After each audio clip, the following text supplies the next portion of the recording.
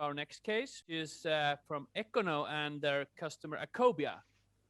So do we have Katarina and Anders here? Yes. We sure do.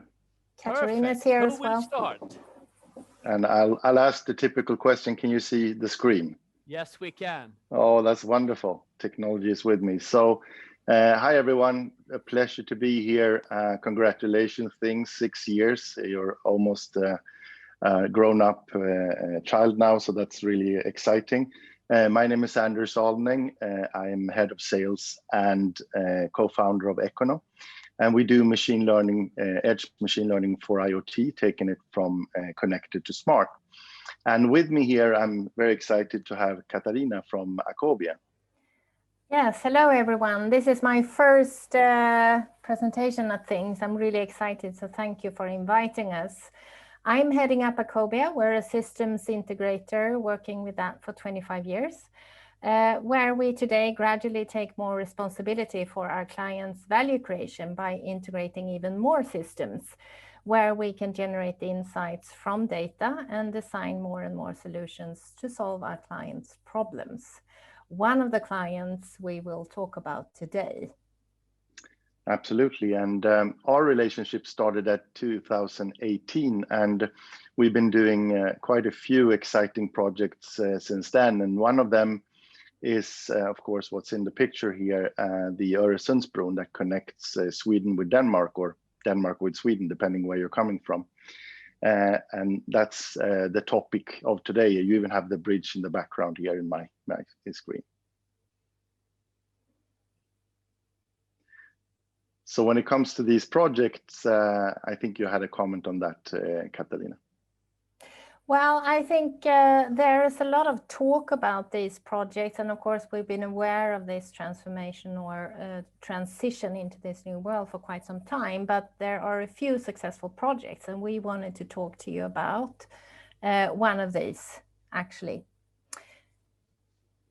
Absolutely, and just to give a little bit of background, Öresundsbron, they challenged us with going from what they traditionally do, which is schedule type of maintenance, to go more into condition-based monitoring and maintenance, monitoring the health of the assets on the bridge and doing condition-based maintenance or predictive maintenance on those assets. They also asked us to create a system that would be scalable and cost effective so that they could add more and more assets as they go along. They started off in this project with the humidifiers on the bridge, but they wanted a simple way to add more assets as they go along. There are about 25,000 different assets on the bridge like this. So it's very important for them to be able to continue the work as they move along. And they also asked us to provide valuable learnings in their digital journey. And a digital journey today is quite different from what it was just a couple of years ago. And I think you reflect very well on that, Katarina. Yeah, that's true. So, of course, you all know the law of diffusion of innovation, where you can split your market, or if you like, your client base into different categories. You have the 2.5% innovators. They are driven by conviction. They believe in something and they don't perhaps care if it's a market success or not.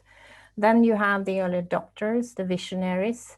They see the potential in the new stuff and they always in time follow the innovators. You have the mass market, the older majority, which need to see that some things or the innovation is actually proved or tried out, whereas the late majority, the 34%, needs to see that it's a success. And if you're going to introduce a new solution to your market or your client base, perhaps it's wise to leave the laggards behind because they perhaps don't even have a smartphone as of today.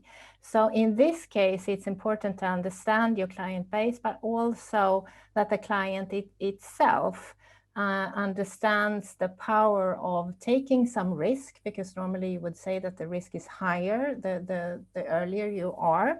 But today in this fast moving world, the highest risk is actually doing nothing. And our client, Öresundsbron, they really understood this and were convicted, which is one of the key success factors in this case. Definitely, and that was seen through the project, I would say.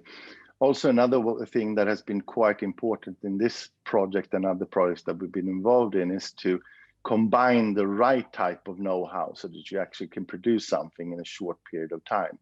So starting off with the data analysis, Ekkono is obviously experts at providing a system for machine learning, for edge machine learning, that is not only for POCs or something like that, but also built for purpose really to sit in a production environment, which allows us to be quite quick in these projects.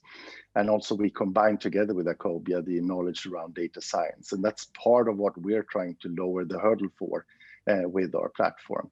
Then if you look at the integration, it's key that you have the integration, in this case to SCADA system, all the PLCs connected to that, and the knowledge around, you know, the data, the database, and how all that works together. And then lastly, in general, the domain knowledge that Öresundsbron has combined with the other knowledges that Acobia has as an integrator, that we have as edge machine learning company. Having all these work together is quite important. But there's still some uncertainties in these kind of projects. It's sort of an iterative process, and therefore you need to do have a really well-established process for doing these projects. That's true, Anders, because as soon as you've established your why, I mean, why change, why do anything at all, which of course is the first key point. In cases like this, where we have the uncertainty of the actual outcome, a firm process will support not only the work, but also help to establish the trust needed, especially in a partnership like this, but also in terms of the client, where we sort of integrated also the Ekkono process and our own process to carefully guide the client through the project. Absolutely. And what do we get? The outcome is we do an initial pitch. There was obviously a already existing relationship where we do the pitch for this specific project in early September last year.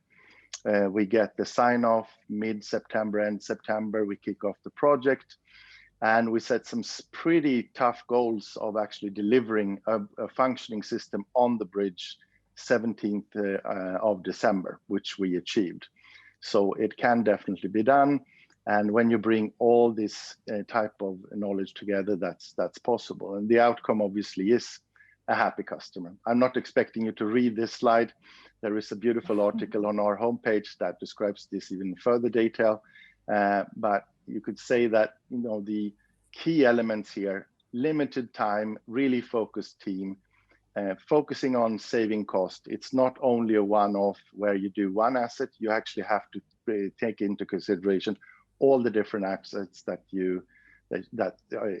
will be part of this system, and making the maintenance more effective has a direct sustainability effect, which we could clearly see together with Öresundsbron, and obviously that they appreciate the way of working together, because it's been very intense but very fruitful as an outcome. And so just to finish a few conclusions, and I know the first one is close to your heart, Katarina. Yeah, so pinpoint and work with clients who are open to change, who are the innovators in your market, to be able to work in this kind of uncertain environment. Absolutely, and we could also see how we complemented each other and how the customer were ready for this type of innovation type of projects with the right mindset and the right offering that we brought to them. And thirdly, as we said, a well-functioning process will for sure enable trust, which is important for any collaboration to work. And if you bring all of these together and you have to spend some time of actually making that happen, then you can actually put something in production fast, going from nothing to a well-functioning system on the bridge here in 3 months was quite an adventure, but very, very productive for us.